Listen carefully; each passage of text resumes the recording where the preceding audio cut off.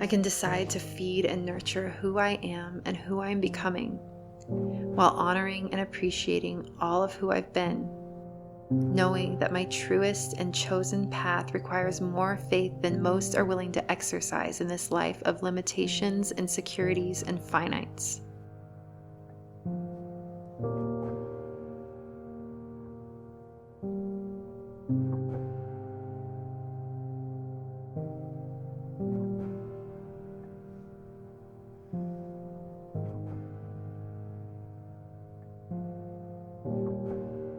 I can recognize that the path to true freedom, expression, and fullness